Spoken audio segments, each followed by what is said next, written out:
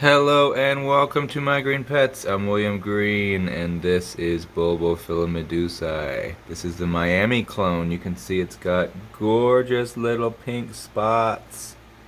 And I'm really impressed. The flowers came out with super long petals this time. This is the first bloom of this plant for me. And wow, I'm so happy with it. My other medusae has a pretty noticeable fragrance of just kind of like sweet musk. But right now I don't smell anything with this guy.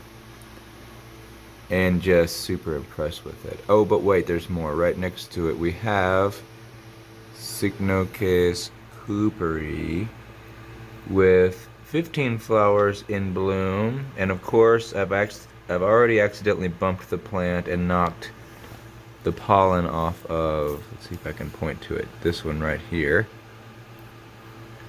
So this one is fading already. And I will put it up on the refrigerator in the light, but yeah, it's great. Cycnoches Fire Embers is fading, but I'm pretty impressed. It's been in bloom. The first one bloomed on September 4th. Today's the 16th, so I think we were doing pretty good for this group. And really hoping that one day I'll be able to get female flowers on these guys because they last longer and they smell different. This one definitely is a winner for fragrance for me. I took it to my workplace the other day, and one of the teachers that I work with is really into aromatherapy, and they said that they felt like it was a strong floral scent with notes of acetone. So I thought that was interesting to share. And yeah, the Catasetum tribe, they're all fattening up. This is a Rebecca Northern here. You can see it's getting that jointed look. The bulbs are just really swelling up. My Varsavicii here, it is literally busting out of its own seams as it continues to fatten up. No spikes on Varsavicii yet, but hoping that will change. Next to it we've got Bronze Vixen with a nice little spike right here that I can't see. There we go. Looking forward to seeing what that looks like. No idea what that's going to be like. Well, it's going to be a Cycnoches, but that's all we know. And then here are my new plants from Sunset Valley Orchids. This is the Cloecia rosea. This is the species. Very happy to finally have this. This thing sold out in just a couple days. I think almost everybody who ordered got one of those because they're just never for sale. This is another Cycnoches Cooperi that has green, emerald green. If you look it up in the award registry, it's named Emerald Green, and I'm hoping for some interesting color. Some of the coolest ones that I've seen have like a green background, but then like brownish red edges and tips and things, so that could be interesting. And I'm so glad to have gotten these in September because I think they're not quite done growing yet, which means they might actually be able to put out a flower or two.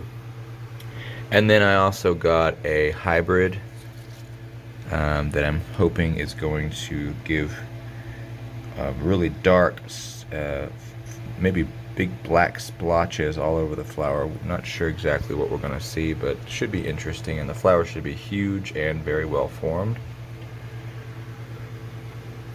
And this is a new one that I got earlier this year. This is an interesting hybrid of Grace Dunn with Dodsoniana, and it's an absolute beast. It's really grown well. Look at the roots. I mean, this thing. You kidding me? Wow.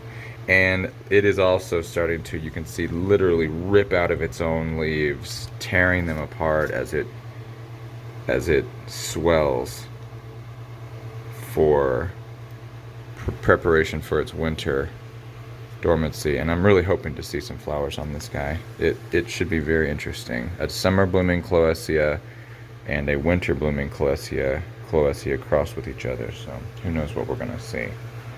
Also very exciting, this is Cattleya mossiae. This is R.E. Patterson by Panther Creek. Panther Creek has an award, highly commended certificate from the AOS. This, you can see, is a super nice little sheath poking out of the newest leaf. This thing has really grown well.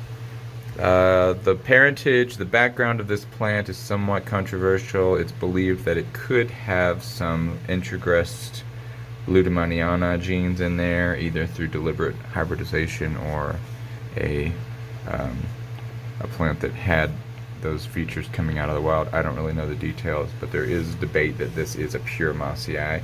Don't care, really. I'm excited that I have some kind of Cattleya in bloom that's not a Cattleya rex, actually. A couple other candidates for maybe some blooms is this Cattleya labiata. It's got two really nice size leaves it put out earlier this year, and it's putting out another one, so fingers crossed there could be a sheath in there. Also Cattleya trianae cashins. This is a clone and it has two nice growths popping up. I don't know why they come out sideways like that, but anyway. But its previous leaves are also quite large, so it could be ready. To bloom. And then this is my Hardyana, and yesterday, just kind of out of caution, maybe not the best move, but I took the plant out of the pot and I cut off the last 3 bulbs because they were the leaves were kind of getting yellow and shrivelly, and I've just had too much experience with yellow shrivelly leaves, meaning some kind of a fungal infection, so I took off those last 3 bulbs. It looked okay inside the cross section of the rhizome, so I potted it back up in big chunky bark, and it does have a new growth. I realized that was not the best time to repot this plant, but I did it anyway, and it's possible this new growth will abort. Or with 4 bulbs it may keep growing, but it did lose a lot of roots and the back half of the plant, so it might actually abort that growth, which would be annoying, but I did it to myself. And that is about it for the exciting stuff. This past weekend I went to the Denver Orchid Society show and sale. It was called Falling for Orchids. There were several displays judging. They had amazing vendors there. They had plants from Miranda Orchids, plants from Path Paradise, plants from SVO. Fantastic. Mad shout out to the people in charge and who organized that. It was really nice. I was super impressed. I bought some supplies. They had really nice custom made grow mixes and pots, and they had air cone pots, which you never see anymore. So I bought a few things, but I might be buying some more from them as well. I finally saw this little plant in bloom. This is my Angraecum leonis, and there was one at the show yesterday that was in bloom, and it had about 8 big leaves, so that tells me my plant has about 4. So that means my plant needs a couple more leaves before I could even think about it blooming. But it was really cool to see the flowers. Really beautiful little white, simple looking flowers, but they're supposed to be very fragrant at night, and it's supposed to bloom in the winter. So that was the whole reason that I got it, so we'll see. And I think that's it. Let's go ahead and get Cooperi up on the windowsill so we can see it in all its beautiful glory, and then we will wrap it up for another week. Here she is. What I like about it is that every time I take a picture of this plant, it looks a different color. When you get really close, it starts to look red. I mean, you've just got really bright red color coming out of the column and the lip of the flower. But then when you kind of zoom out a little bit, then it kind of starts to look a little bit more coppery, a little more brown. I'm very happy with it. It's super cool. With the light behind it, you can see it kind of takes on this glow. Let's move it over here. There we go.